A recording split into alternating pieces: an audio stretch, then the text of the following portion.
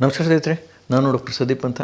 ನಮ್ಮ ಚಾನಲಲ್ಲಿ ಆರೋಗ್ಯದ ಬಗ್ಗೆ, ರೋಗದ ಲಕ್ಷಣಗಳ ಬಗ್ಗೆ, ಮನೆಮದ್ದುಗಳ ಬಗ್ಗೆ ಮತ್ತು ಮಾನವನ ಸರ್ವಾಂಗೀಣ ಬೆಳವಣಿಗೆಗಳ ಬಗ್ಗೆ ನಾನು ವೀಡಿಯೋ ಮಾಡಿ ಹಾಕ್ತಾ ಇರ್ತೀನಿ ಸ್ನೇಹಿತರೆ. ಈ ವಿಷಯಗಳಲ್ಲಿ ನಿಮಗೇನಾದ್ರು ಆಸಕ್ತಿ ಇತ್ತು ಅಂತ ಹೇಳಿದರೆ ನಮ್ಮ ಚಾನಲ್ನ ಲೈಕ್ ಮಾಡಿ, ಶೇರ್ ಮಾಡಿ, ಸಬ್ಸ್ಕ್ರೈಬ್ ಮಾಡಿ. ಇವತ್ತಿನ ವಿಷಯ ಹೋಮಿಯೋಪತಿ ಅಟೋಮಿಕ್ ಸೈನ್ಸ್. ಈಗ ಹೋಮಿಯೋಪತಿಯ ಔಷಧಿಗಳನ್ನು ಎಲ್ಲರೂ ಸೇವಿಸ್ತಾನೆ ಇರ್ತಾರೆ. ಹೋಮಿಯೋಪತಿ ಡಾಕ್ಟ್ರುಗಳು 5 ರೂಪಾಯಿಂದ ಹಿಡಿದು 50,000ವರೆಗೂ ಚಾರ್ಜ್ ಮಾಡ್ತಾರೆ. ಆದರೆ ಇದರ ಬಗ್ಗಿನ ಪೂರ್ತಿಯಾದ ಅರಿವು ಆ ಡಾಕ್ಟ್ರುಗಳಿಗೆ ಇರಲ್ಲ. ಯಾಕೆ ಅಂತ ಹೇಳಿದರೆ ಅವರು ಓದಿರ್ತಕ್ಕಂಥ ಸೈನ್ಸು ಎಷ್ಟು ಉತ್ಕೃಷ್ಟವಾಗಿದೆ ಮತ್ತು ಅದರ ಒಂದು ಪರಿಣಾಮ ಜೀವ ಕಣಗಳ ಮೇಲೆ ಹೇಗೆ ಆಗುತ್ತೆ ಅನ್ನುವ ಪೂರ್ತಿಯಾದ ಅರಿವು ಎಷ್ಟೋ ಸಾಮಾನ್ಯರಿಗೆ ಗೊತ್ತಿರಲ್ಲ. ಮತ್ತು ಡಾಕ್ಟ್ರುಗಳು ಮಾಡ್ತಕ್ಕಂಥ ಒಂದು ಉಪಚಾರದಲ್ಲೂ ಸಹಿತ ಇದರ ಒಂದು ಗಮನ ಇರದೇ ಮಾಡ್ತಾ ಇರ್ತಾರೆ ಅಂತ ನಾನು ನಿಮಗೆ ತಿಳಿಸ್ತಾ ಇದ್ದೀನಿ ಸ್ನೇಹಿತರೆ. ಸೊ ಹೀಗಾಗಿ ಹೋಮಿಯೋಪತಿ ಒಂದು ಅಟಮಿಕ್ ಸೈನ್ಸ್. ಇದು ಬಹಳ ಸೂಕ್ಷ್ಮ ಜೀವಕಣವನ್ನು ಸರಿಯಾಗಿ ನಿಯಂತ್ರಿಸಿ ಅದನ್ನು ಆರೋಗ್ಯ ಸ್ಥಿತಿಗೆ ತರುವಂತಹ ಒಂದು ವಿಜ್ಞಾನ ಈ ಹೋಮಿಯೋಪತಿ ಸ್ನೇಹಿತರೆ. ಸೊ ಹೀಗಾಗಿ ಅದರ ಬಗ್ಗಿನ ಒಂದು ಪೂರ್ತಿಯಾದ ಒಂದು ಮಾಹಿತಿಯನ್ನು ಈ ಒಂದು ವಿಡಿಯೋದಲ್ಲಿ ನೋಡೋಣ.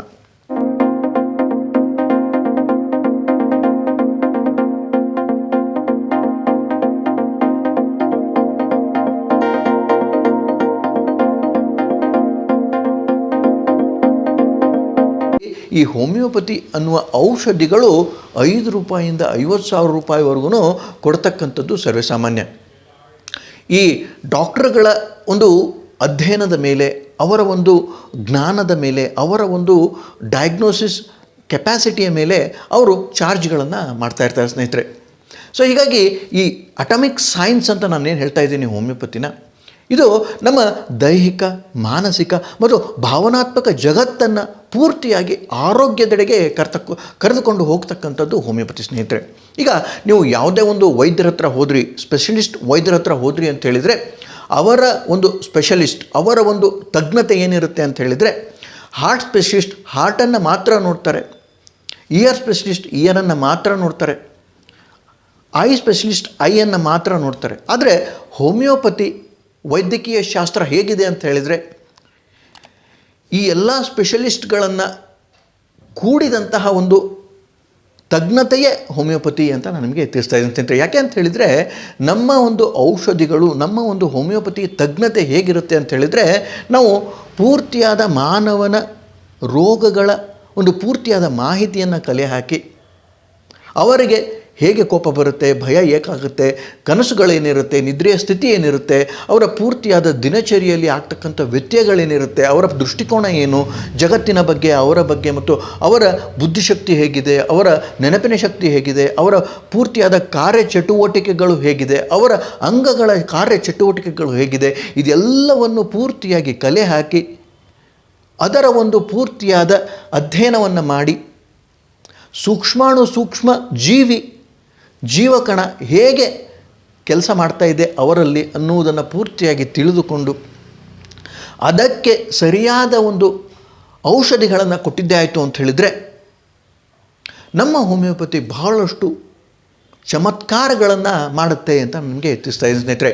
ಯಾಕೆ ಅಂತ ಹೇಳಿದರೆ ನಾವು ಭ್ರೂಣದಿಂದ ಹುಟ್ಟಿರ್ತಕ್ಕಂಥ ಮನುಷ್ಯನ ರೋಗಗಳು ಪದರುಗಳಲ್ಲಿ ಇರುತ್ತೆ. ಆ ಪದರುಗಳನ್ನು ಸರಿಯಾಗಿ ಗಮನಿಸಿ ಅಧ್ಯಯನ ಮಾಡಿ ಅದರ ಒಂದು ನಿರ್ಮೂಲನೆಗೆ, ಆ ರೋಗದ ಒಂದು ನಿರ್ಮೂಲನೆಗೆ ಸರಿಯಾಗಿ ಔಷಧಿಗಳನ್ನು ಹುಡುಕಿ ಕೊಟ್ಟಿದ್ದೇ ಆಯಿತು ಅಂತ ಹೇಳಿದರೆ ಯಾವುದೇ ತರಹದ ರೋಗಗಳಿರ್ಬೋದು, ಅದು ಮೊದಲನೇ ಪದರಲ್ಲಿ, 2ನೇ ಪದರು, 3, 4, 5, 6, 7 ಯಾವುದೇ ಒಂದು ಪದರಿನಲ್ಲಿ ಇರ್ತಕ್ಕಂಥ ರೋಗಗಳನ್ನು ಸರಿಯಾಗಿ ಡಯಾಗ್ನೋಸಿಸ್ ಮಾಡಿ, ಸರಿಯಾಗಿ ಅಧ್ಯಯನ ಮಾಡಿ ಅದಕ್ಕೆ ಬೇಕಾಗ್ತಕ್ಕಂಥ ಔಷಧಿಗಳನ್ನು ಕೊಟ್ಟಿದ್ದೇ ಆಯಿತು ಅಂತ ಹೇಳಿದರೆ ಈ ಒಂದು ರೋಗಗಳು ರಿವರ್ಸ್ ಆಗುತ್ತೆ ಅಂತ ಹೇಳಿದರೆ ಅದು ಪುನರ್ರಚಿತವಾಗಿ ಅದು ಬಂದ ಹಾದಿಯಲ್ಲೇ ಪೂರ್ತಿಯಾಗಿ ಹೊರಗೆ ಹೋಗುವಂತಹದ್ದು ಸರ್ವೇಸಾಮಾನ್ಯ ಸ್ನೇಹಿತರೆ.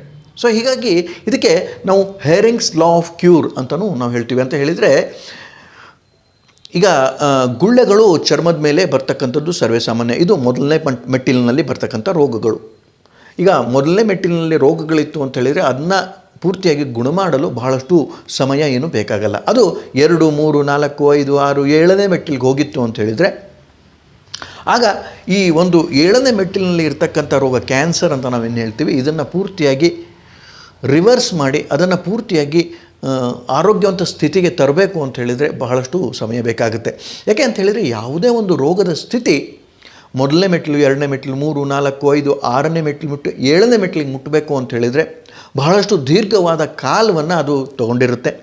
ಸೊ ಹೀಗಾಗಿ ಆ ಒಂದು ಕಾಲವನ್ನು ತಗೊಂಡಿರುವ ಒಂದು ಸಂದರ್ಭದಲ್ಲಿ ನಮ್ಮ ಔಷಧಿಗಳು ಸಹಿತ ಬಹಳಷ್ಟು ವೇಗವಾಗಿ ಕೆಲಸ ಮಾಡಿ ಅದನ್ನು ರಿವರ್ಸ್ ಮಾಡಿ ಪೂರ್ತಿಯಾಗಿ ಗುಣ ಮಾಡುವಂಥ ಒಂದು ಶಕ್ತಿ ಹೋಮಿಯೋಪತಿಗಿದೆ ಅಂತ ನಾನು ನಿಮಗೆ ತಿಳಿಸ್ತಾ ಇದ್ದೀನಿ ಸ್ನೇಹಿತರೆ. ನಮ್ಮ ಔಷಧಿಗಳು ಪೂರ್ತಿಯಾದ ಮಾನವನ ಅಂಗಗಳು, ಮಾನಸಿಕ ಸ್ಥಿತಿ, ದೈಹಿಕ ಸ್ಥಿತಿ ಮತ್ತು ಭಾವನಾತ್ಮಕ ಸ್ಥಿತಿಯನ್ನು ಆರೋಗ್ಯಕರವಾಗಿ ಮಾಡುವಂತಹ ಒಂದು ವೈದ್ಯಕೀಯ ಶಾಸ್ತ್ರ ಅಂತಲೂ ನಾನು ನಿಮಗೆ ತಿಳಿಸ್ತಾ ಇದ್ದೀನಿ ಸ್ನೇಹಿತರೆ. ಸೊ ಹೀಗಾಗಿ ಜೀವಕಣಗಳಿಂದ ಹಿಡಿದು 7ನೇ ಮೆಟ್ಟಿಲವರೆಗೆ ಬರ್ತಕ್ಕಂಥ ಎಲ್ಲ ರೋಗಗಳನ್ನು ಸಹಿತ ನಮ್ಮ ಹೋಮಿಯೋಪತಿಯಲ್ಲಿ ಬಹಳ ಸಬಲವಾಗಿ ಮತ್ತು ವೈಜ್ಞಾನಿಕವಾಗಿ ಪೂರ್ತಿಯಾಗಿ ಗುಣ ಮಾಡುವಂಥ ಒಂದು ಶಕ್ತಿ ನಮ್ಮ ಹೋಮಿಯೋಪತಿಗಿದೆ ಅಂತ ನನಗೆ ತಿಳಿಸ್ತಾ ಇದ್ದೀನಿ ಸ್ನೇಹಿತರೆ. ಸೊ ಹೀಗಾಗಿ ನಾವು ಈ ವಿಂಗಡಣೆಗಳನ್ನು ಮಾಡುವುದನ್ನು ಸರಿಯಾಗಿ ಅರಿತುಕೊಂಡು ಯಾವ ವೈದ್ಯರು ಸರಿಯಾಗಿ ಚಿಕಿತ್ಸೆಯನ್ನು ಮಾಡ್ತಾರೆ ಅವರಿಗೆ ಬಹಳಷ್ಟು ಚಮತ್ಕಾರಿಕ ಒಂದು ಪರಿಣಾಮಗಳು ರೋಗಿಯ ಮೇಲೆ ಕಂಡುಬರುತ್ತೆ ಸ್ನೇಹಿತರೆ. ಈಗ ಕ್ಯಾನ್ಸರ್ ಇರುತ್ತೆ, ಅಥವಾ ಸೋರಿಯಾಸಿಸ್ ಇರುತ್ತೆ, ಅಥವಾ ಯಾವುದೇ ಥರದ ಚರ್ಮ ರೋಗ, ದೇಹದ ಯಾವುದೇ ಥರದ ರೋಗಗಳನ್ನು ಪೂರ್ತಿಯಾಗಿ ನಿಯಂತ್ರಿಸಿ ಅದನ್ನು ಪೂರ್ತಿಯಾಗಿ ಹೊರಗೆ ಹಾಕುವಂಥ ಒಂದು ಶಕ್ತಿ ಹೋಮಿಯೋಪತಿಗಿದೆ ಅಂತ ನನಗೆ ತಿಳಿಸ್ತಾ ಇದ್ದೀನಿ ಸ್ನೇಹಿತರೆ. ಇದಿಷ್ಟು ಮಾಹಿತಿ ನಮ್ಮ ಹೋಮಿಯೋಪತಿ ಅಟಮಿಕ್ ಸೈನ್ಸ್. ಹೀಗಾಗಿ ನಮ್ಮ ಜೀವಕಣಗಳಲ್ಲಿ ಆಗತಕ್ಕಂತಹ ರೋಗಗಳಿಂದ ಹಿಡಿದು ಕ್ಯಾನ್ಸರ್ ಆಗುವಂತಹ ರೋಗಗಳ ಪೂರ್ತಿಯಾದ ಅಧ್ಯಯನವನ್ನು ಸರಿಯಾಗಿ ಮಾಡಿ ಅದನ್ನು ಚಿಕಿತ್ಸೆಗೊಳಿಸಿ ಜೀವಕಣಗಳನ್ನು, ಮಾನಸಿಕ ಸ್ತರವನ್ನು ಮತ್ತು ಭಾವನಾತ್ಮಕ ಜಗತ್ತನ್ನು ಪೂರ್ತಿಯಾಗಿ ರೂಪಿಸುವಂಥ ಒಂದು ಶಕ್ತಿ ನಮ್ಮ ಹೋಮಿಯೋಪತಿಗಿದೆ ಅಂತ ನನಗೆ ತಿಳಿಸ್ತಾ ಇದ್ದೀನಿ ಸ್ನೇಹಿತರೆ. ಇದಿಷ್ಟು ಮಾಹಿತಿ ನಮ್ಮ ಹೋಮಿಯೋಪತಿಯ ದೃಷ್ಟಿಕೋನದ ಬಗ್ಗೆ. ಹೋಮಿಯೋಪತಿ ಒಂದು ಅಟಮಿಕ್ ಸೈನ್ಸ್, ನ್ಯೂಕ್ಲಿಯರ್ ಸೈನ್ಸ್ ಅಂತಲೂ ಹೇಳ್ಬೋದು. ಹೀಗಾಗಿ ಜೆನೆಟಿಕ್ ಡಿಸಾರ್ಡರ್ಸ್ ಇರುವಂತಹ ಮಕ್ಕಳು ಸಹಿತ ನಮ್ಮ ಹೋಮಿಯೋಪತಿಯಲ್ಲಿ ಎಷ್ಟೋ ಸರಿ ಗುಣವಾಗಿದ್ದು ಕಂಡುಬರುತ್ತೆ.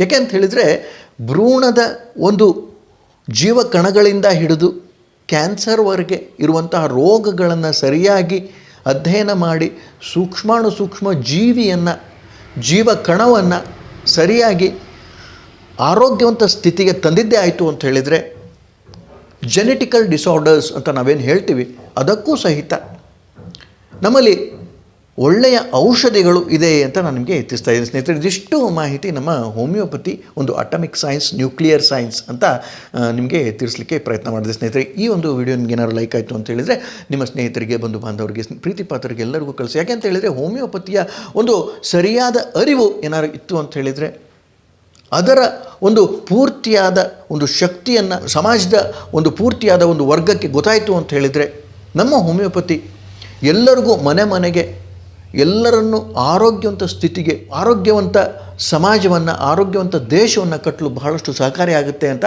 ನಾನು ನಿಮಗೆ ತಿಳಿಸ್ತಾ ಇದ್ದೀನಿ. ಇದಿಷ್ಟು ಹೇಳ್ತಾ ಈ 2 ಮಾತುಗಳನ್ನ ಮುಗಿಸ್ತೀನಿ ಸ್ನೇಹಿತರೆ. ನಮಸ್ಕಾರ, ಧನ್ಯವಾದಗಳು.